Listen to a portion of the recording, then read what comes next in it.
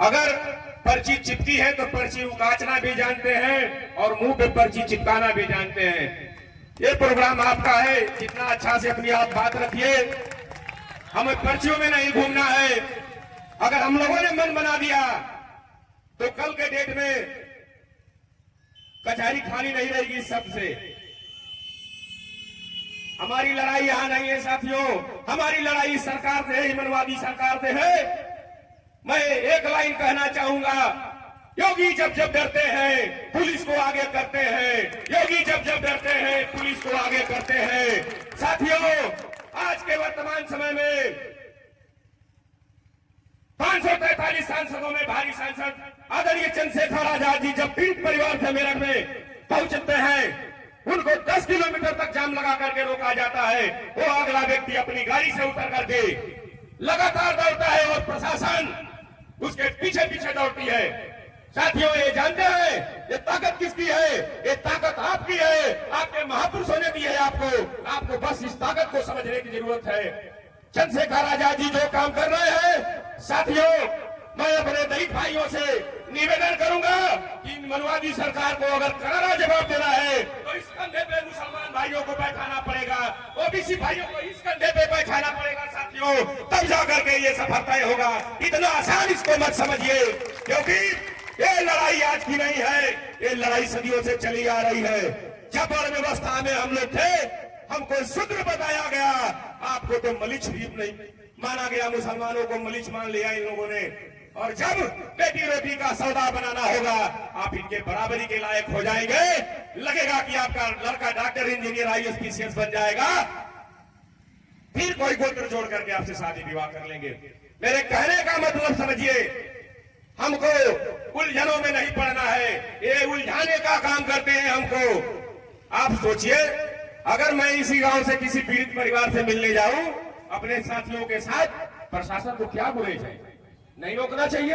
और भी सांसद, मिनिस्टर, मंत्री जाते हैं अपने अपने लोगों के पास।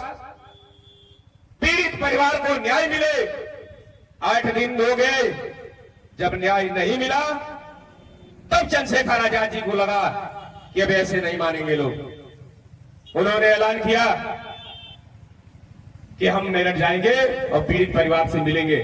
साथियों, भाई चंद्रशेखर आजाद जी अधिवक्ता है, वकील व्यक्ति है, संविधान को कभी तोड़ना नहीं चाहते हैं, संविधान के नियमों को पालते हैं। मगर अगर जरूरत पड़ती है तो देखिए, समाज से बढ़कर के, संविधान से बढ़कर के कोई नहीं है। जरूरत पड़ेगी तो हर व्यवस्था अपनाई जाएगी अपने लोगों के लिए, जो ना कभी किसी किताब में लिखी होगी, ना किसी ने कभी सुनी होगी।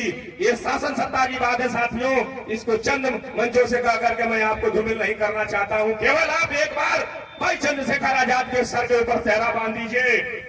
आने वाले 2027 में चुनाव है, उससे पहले जिला पंचायत का चुनाव है। सरवा गांव से हमारा ये प्रधान क्षेत्र लगेगा।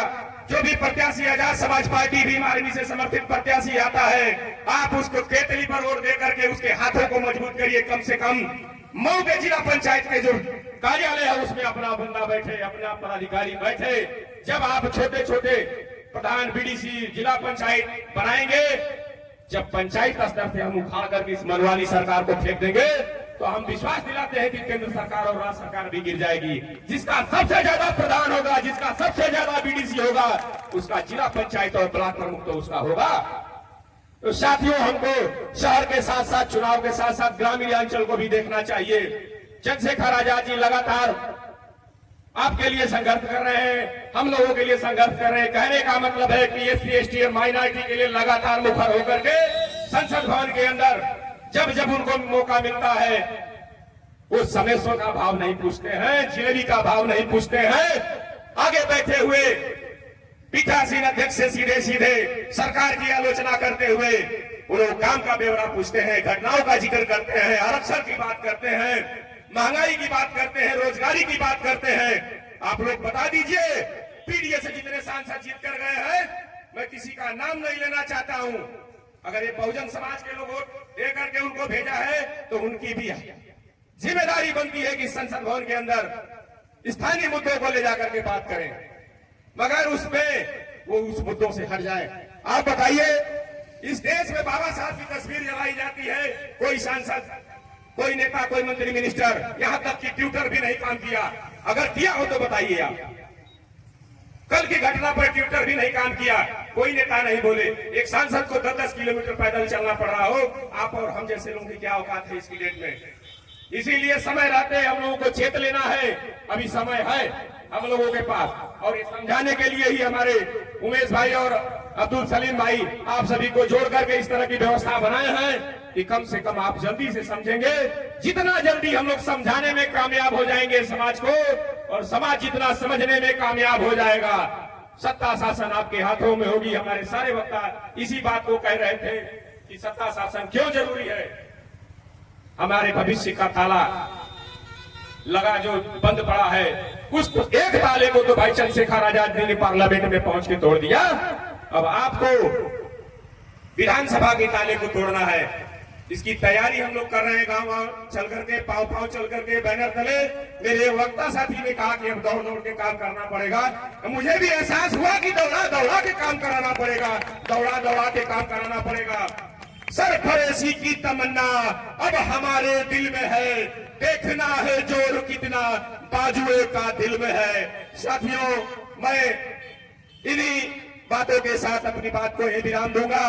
भीम आर्मी जिंदाबाद, आजाद समाज पार्टी जिंदाबाद, भाई चंद्रशेखर आजाद जिंदाबाद, संविधान जिंदाबाद, संविधान जिंदाबाद।